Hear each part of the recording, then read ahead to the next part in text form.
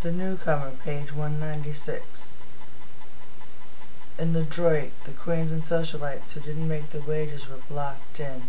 In the Rouge and in Chindeuse, the doors were blocked. Wherever there were castles, all door panels were blocked.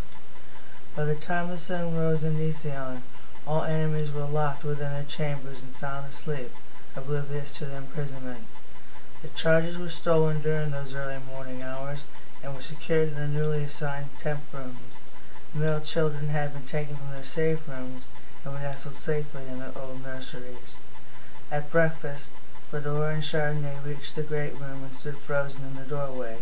They had never seen such a lavish room, or one so heavy with food. Fedora was taken by the scene, and so was Chardonnay, her mouth agape until Fedora elbowed in the ribs. Lois greeted the two leaders. "Blessings to you," she said, ushering them to their private table, where they were served breakfast. Chardonnay could hardly contain herself. This breakfast feast for one table was more food than she'd seen for all the commons, even during the spring festival. Constant stern looks from Fedora kept Chardonnay's dunking to a minimal, but even Fedora couldn't help herself when the pastries were brought over. "The plans are going well," Lois reported, when it became obvious that the two weren't going to stop eating. "Queen Lucretia was briefed a half-hour ago. We are to meet with her in her chambers when you're done with your breakfast." "Were there any problems with the guards?" Fedora asked, swallowing abruptly when she realized she was talking with her mouth full. Susan made sure that only sympathizers were on duty last night. "All chambers remain secure?" "There are no problems. All enemies are accounted for," Lois reassured. "Were there any disturbances at breakfast?" asked Chardonnay. "No one is awake yet, and the plans are running smoothly. There hasn't been any violence." Susan joined the women along with the commoner Constance. "It is time for the meeting," Constance said. "Lucretia has been informed that we are on our way. That is, of course, unless you are not finished with your meal." They didn't want to stop eating, but Fedora placed her napkin on the table. Chardonnay reluctantly followed suit. Constance led the women to Lucretia's chambers. Susan unlocked the door panel. They entered quickly and waited in the foyer for permission to enter while Constance checked the room for signs of capture. "Please, come and sit down," Lucretia said. "There are no hidden guards." The woman advanced. "I'm afraid that this room isn't designed for company," she apologized. "Fedora, sit at the table with me." "Chardonnay, is it?" Chardonnay nodded. "Yes, quite a lovely name," Lucretia said. "Please have a seat on the bed." "Commoner Constance?" "No need to find me a place. I'll wait outside the door," she said, excusing herself. "I'll be leaving also," Susan said. "I'm needed elsewhere." She bowed to Lucretia, then followed Constance out of the chambers. With the closing of the door, Susan used her blocking code. When Lucretia heard the door locked, she cleared her throat to begin, but it was Fedora who spoke first. "Have you read the brief?" Lucretia nodded.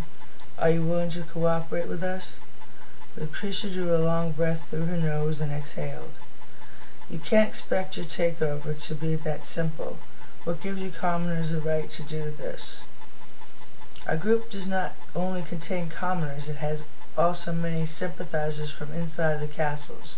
But you have already read that in the brief, and yes, we are hoping that it won't be necessary to use force. As you know," she said as she rose from the table to pace the room. Chardonnay rolled her eyes, knowing that a lecture was forthcoming. "The way has governed unquestioned for over 100 years," Fedora said, not paying attention to her comrade. "Nice and Castle, along with other distaffs, have been taken over. The charges are safe and under our care." "These charges are living souls, Lucretia. Servant matrices and commoners are living souls too, and we've been treated like slaves for far too long. We all think, feel, act, and breathe the same as you do. We have the same needs and desires as you do, but we have never been given the same considerations as you have." She sat back down at the table. Socialites and queens were granted choices, the luxuries of schooling, fine housing, and medical care, all based on physical beauty and ludicrous intelligence testing. Charges haven't even been given the tiniest of courtesies. Their lives were mapped out for them simply because they were born male. Clearly you can see that there is no logic in this. This way of life is an insult to the Creator. There is no way to justify the inane conditions that have arisen since a disease stole billions of lives from our planet. That's what it was, Lucretia, a disease. It was not a divine cleansing. It was not a harbinger of a true religion. It was a manifestation of disease-carrying organisms created by the pollution of the planet's oceans, and only that. By putting the world's initial situation into these simple terms, you cannot deny that the way's teachings are only truly glorified rules of slavery. At one time our male children needed to be zealously protected. That condition no longer holds true. Laconium no longer exists in our water and our seafood, it being manufactured and fed to our male children from birth.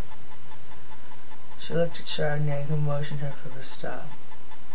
I'm sorry for rambling. All this evidence is in the brief. There is no need for me to reiterate. What you say and what the brief states may and may not be true, Lucretia said. And by the way, I'm full of hormones, so there's no need to explain your rambling. I know what it's like to be full of a cause. Her saying this made Fedora feel more comfortable, a condition that she didn't expect, though her thoughts remained guarded. What you need to supply me with, Lucretia said, are logical truths that will support your claims of equality for serving matrices, commoners, and charges. Allow us to enter our plan into the computer, Fedora answered, without protest, so that the automaton that controls our life can gradually restore our lives back to natural order. How do I know that this is your true intention? With or without your help, the program will be entered. By staying alive, you can assure a true transition for your people. Let us assume that the way is false, Lucretia said. That would make everything that we do unnatural and subject to the circle's judgment of my people. Fedora looked at Chardonnay, and Chardonnay nodded. Earlier that morning Fedora had told her that she had good feelings about this new queen, that Lucretia was obsessed with the people and what was good for them. Not once had she read in the reports that Lucretia was worried about her own safety. We have not come to judge, Fedora said, turning back to Lucretia. We have come to restore. Restore? What about the people who never agree with your order? You can't expect them to take male companions, to give less intelligent women equality, or the ugly the same conditions. What then? Can't you fathom the chaos? Yes, we can. As I've stated before, that's why we need you. The plan is a gradual one, a barely perceptible move towards our goal. I'll give you the code to stop it, if at any time you do feel the need. Lucretia rubbed her forehead. This is a lot to digest and so short of time. Remember, the program will be entered with or without your consent. With it on your personal computer, we will be able to remain in constant contact with you, and you will be notified of each different aspect of the revolution as it occurs. We will have the Guardian looking over the people. Without you, the people that you argued for will not have a leader. Force will be necessary.